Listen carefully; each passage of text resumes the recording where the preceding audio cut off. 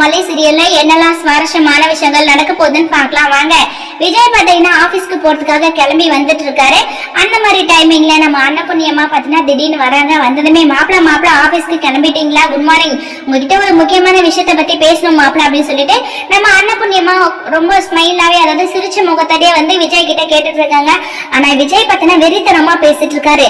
என்ன என்ன வேணும் உங்களுக்கு, என்ன நடந்துட்டு இருக்கீங்க அப்படின்னு சொல்லிட்டு விஜய் கேட்கும் போது, இல்ல மாப்பிள தாலி பிரிச்சு கோக்கணும், 3 மாசம் ஆயிடுச்சு கல்யாணம் ஆகி, மல்லியோட கழுத்துல அப்ப கட்ட தாலியே இருக்குது, அதை பிரிச்சு கோக்கணும் மாப்பிள, அதுதான் சாங்கிய சம்பிரதாயம் அப்படின்னு சொல்லிட்டு நம்ம அன்னபுண்ணியம்மா வந்து விஜய் கிட்ட சொல்றாங்க. ஆனா விஜய் வந்து, இங்க பாருங்க, இந்த ஜென்மத்துல அவ எனக்கு பொண்டாட்டியே இல்லை, எனக்கு எப்பவுமே என் ரேணுகா மட்டும் தான் பொண்டாட்டி.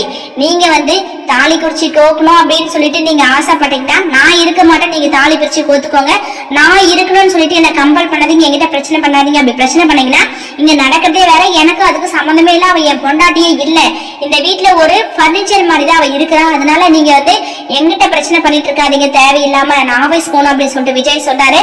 அன்னபுண்ணியம்மா இதை எதிர்பார்த்தாங்களா, ஏன்னா விஜய் வந்து இப்படிதான் பேசுவார் அப்படின்னு சொல்லிட்டு அன்னபுண்ணியம்மாவுக்கு நல்லாவே தெரியும். சோ எது எப்படி பேசினாலும் எப்படியாவது விஜய வந்து அவரோட முடிவுல இருந்து மாத்தணும் அப்படின்னு சொல்லிட்டு அன்னபுண்ணியம்மா ரொம்பவே வந்து ட்ரை பண்றாங்க. பட் ஆனா விஜய் இப்படி பேசுறத நம்ம மல்லி காது கொடுத்து கேட்டுட்டாங்க. என்னடா விஜய் இப்படி எல்லாம் பேசினாரு, கடைசி வரையுமே நம்மள தன்னோட மனைவியா ஏத்துக்க மாட்டேன்னா, நம்ம அவருக்காக எவ்வளவு விட்டு கொடுக்குறோம், எவ்வளவு கஷ்டத்தை இந்த வீட்டை அனுபவிச்சுட்டு இருக்கோம், அதெல்லாம் யோசிச்சு பார்க்காம அவ என் பொண்டாட்டியே இல்லை அப்படின்னு சொல்லிட்டு சொல்றாரு அப்படின்னு சொல்லிட்டு மல்லி ரொம்பவே வருத்தப்படுறாங்க. வருத்தப்படுறது மட்டும் இல்லாம விஜய் ஆபீஸ் கிளம்பி போயிடுறாரு.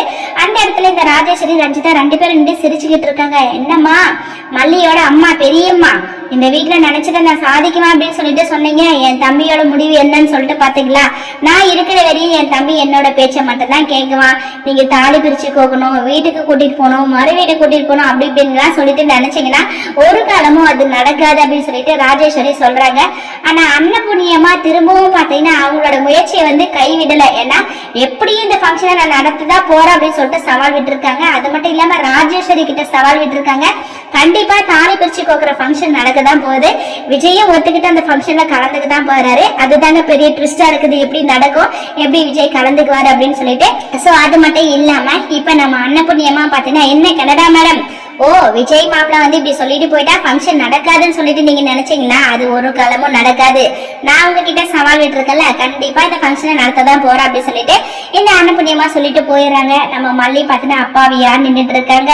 ஏ மல்லி, இப்ப என்ன பிள்ளை பாத்துட்டு இருக்க, மாப்பிள்ள அப்படி சொன்னாரு சொல்லிட்டு நீ நினைச்சிட்டு இருக்கியா, அதுக்கெல்லாம் நீ கவலைப்படாத, இந்த பெரியம்மா இருக்கிற என் பொண்ணுக்கு எப்படி தாலி பிரிச்சு கோக்குற ஃபங்க்ஷனை நடத்தணுமோ அந்த அளவுக்கு சம்பிரதாயங்கள் எல்லாமே பார்த்து பார்த்து ஒவ்வொன்னா பார்த்து நான் உனக்கு நல்லபடியா இந்த சம்பிரதாயத்தை முடிக்கதான் போறேன், நீ எதுக்கும் கவலைப்படாத, பெரியம்மா இருக்க நீ கவலைப்படாத, எதுக்கும் வருத்தப்படாத அப்படின்னு சொல்லிட்டு நம்ம மல்லிக்கு ஒவ்வொரு டைமும் ஆறுதல் சொல்லிட்டு இருக்காங்க நம்ம அன்னபுண்ணியம்மா.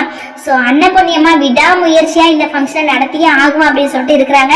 கண்டிப்பா அவங்க நினைச்ச மாதிரி இந்த ஃபங்க்ஷனை நல்லபடியா தான் நடத்த போறாங்க.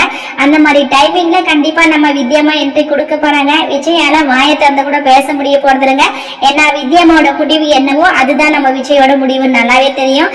ராஜேஸ்வரி இப்ப வந்தாங்க, ராஜேஸ்வரியே வந்து அடைக்க ஒரு இடத்துல உட்கார வைக்க போறாங்க நம்ம வித்யாமா.